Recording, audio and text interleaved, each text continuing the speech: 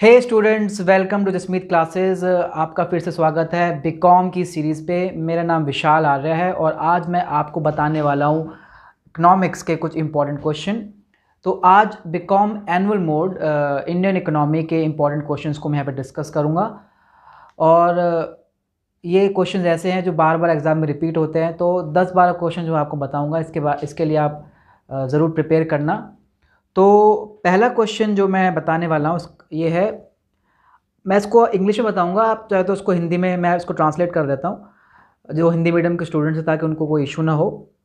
तो पहला क्वेश्चन आता है कि what do you mean by under development and explain the features of the Indian economy as developing economy.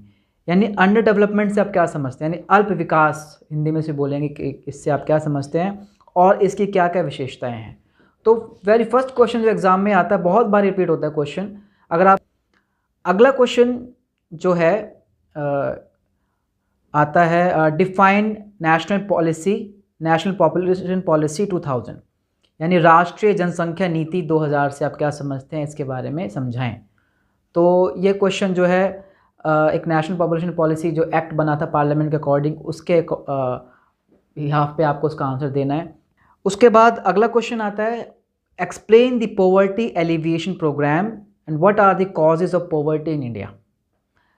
तो भारत में गरीबी के या निर्धनता के क्या कारण हैं और उसको दूर करने के क्या उपाय हैं, या निर्धनता उन्मूलन कार्यक्रम। पॉवर्टी एलिवेशन प्रोग्राम का मतलब होता है, अब पॉवर्टी इंडिया का बहुत बड़ा इशू है। यहाँ पे ऑलमोस्ट 30% जो है लोग जो बिलो दी पॉवर्टी लाइन के नीचे रहते हैं, गरीबी रेखा के नीचे रहते हैं। तो उनको दूर करने के लिए गवर्नमेंट ने बहुत सारी पॉलिसीज़ जो है क्रिएट की हैं। अगला क्वेश्चन जो है explain the concept of centre state financial relation. Explain the concept of centre state financial relation, यानी केंद्र और राज्य वित्त संबंध बताना है। यानी जो टैक्सेशन पॉलिसी गवर्नमेंट की होती है, जो कर नीति होती है, उस टैक्स पॉलिसी के अंडर सेंटर और स्टेट गवर्नमेंट में कितना कितना शेयर जो टैक्सेशन का आता है। अगर सेंटर के पास ज़्यादा आता है तो कितना कितना वो कितना स्टेट्स को वो डिस्ट्रीब्यूट करती है उनके ग्रोथ के लिए, डेवलपमेंट के लिए। तो अगला question, how can we say that agriculture is the backbone of Indian economy. हम ये कैसे कह सकते हैं कि जो कृषि यानी एग्रीकल्चर भारतीय अर्थव्यवस्था की रीढ़ की हड्डी है। जैसे कि विदाउट बैकबोन हम नहीं रह सकते, हम खड़े नहीं हो सकते, तो वो बेस है हमारे बॉडी का। ऐसे ही एग्रीकल्चर की कितनी इंपॉर्टेंस है एक देश के एग्रीकल्चर के लिए, खासकर इंडियन इकोनॉमी के लिए। तो हमें उसमें बताना है कि एग्रीकल्चर को, कोई भी क्वेश्चन का जब आप आंसर दें तो सबसे पहले आपको ना उसको इंट्रोड्यूस करना है, इंट्रोडक्शन देना है पहले। जैसे एग्रीकल्चर के बारे में पहले आपको बताना है इसमें।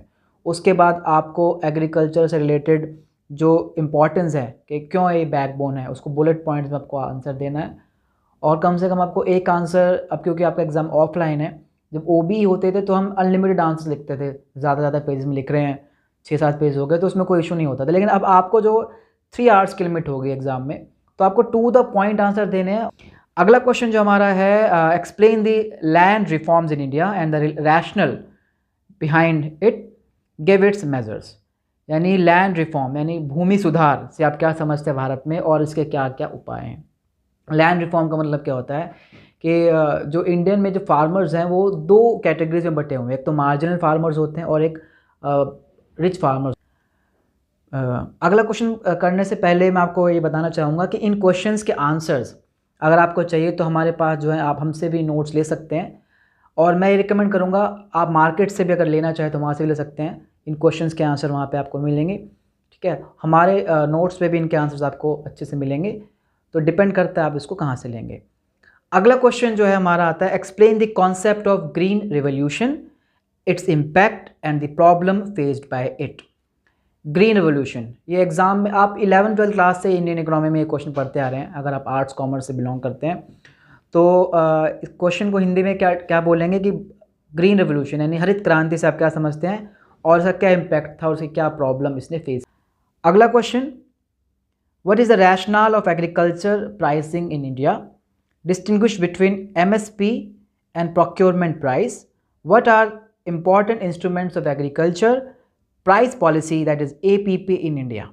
यानी भारत में कृषि से संबंधित जो कीमत निर्धारण नीति है वो आपको समझानी है कि एमएसपी मैक्सिमम सपोर्ट प्राइस जो किसानों को गवर्नमेंट उनको कमेंट करती है कि इस प्राइस पर आपको सामान अपना जो मार्केटिंग में आप मार्केट में उसको बेच सकते हैं।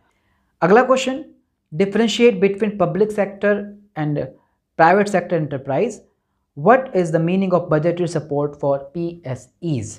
यानी पब्लिक सेक्टर यानी जो गवर्नमेंट के अंडर आते हैं सेक्टर्स यानी कंपनीज, हालांकि गवर्नमेंट सेक्टर कंपनीज अलग होती है, पब्लिक सेक्टर कंपनी अलग होती है उनको, लेकिन यहाँ पे पब्लिक सेक्टर यानी जो लाइक से रिलायंस लिमिटेड है पब्लिक सेक्टर कंपनी एंटरप्राइज है, और private sector enterprises, what is the meaning of budgetary support for PSEs।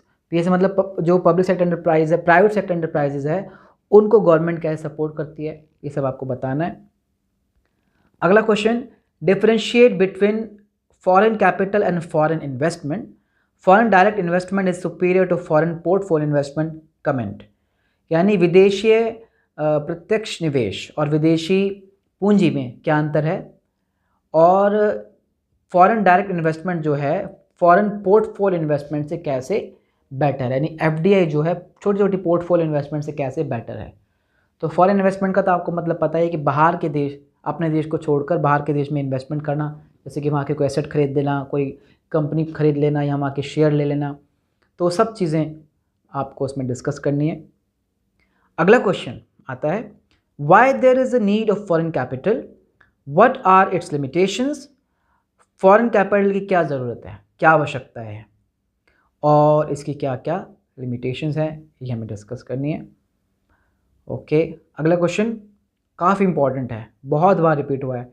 Explain the concept of balance of payment and balance of trade. भुगतान शेष और व्यापार शेष से आप क्या समझते हैं, इनको अच्छे से एक्सप्लेन करना है। BOP एंड BOT इकोनॉमिक्स में, खास कर इंडियन इकोनॉमिक्स, जब भी आप कुछ एक्सप्लेन करें तो कोशिश करें कि आपको डेटा जो है करंट डेटा कहीं से मिल जाए इन्फॉर्मेशन का, जैसे कि इस टाइम BOP की सिचुएशन क्या है, कितना करोड़ है, कितना नेट एक्सपोर्ट है इस टाइम। तो ये सिचुएशन आप अगर करंट डेटा के हिसाब से इसको लिखें, याद करें, तो जो भी आपको नोट्स प्रोवाइड होंगे, आप हाथ से भी कहीं से आंसर लिखेंगे, तो उसमें प्रेजेंट डेटा ज़रूर ऐड करें ताकि आपको जो है मार्किंग अच्छे से मिले। तो ये कुछ क्वेश्चंस थे जो आपको एग्ज़ाम में आने के काफ़ी चांसेस हैं, तो इनके लिए आप प्रिपेयर ज़रूर करें, और आप एग्ज़ाम के लिए ऑल द बेस्ट। और हाँ, हमारे चैनल को सब्सक्राइब ज़रूर करें और दबा दें बेल आइकन को, ताकि आपको नोटिफिकेशन टाइम टू टाइम मिलते रहें। Thank you.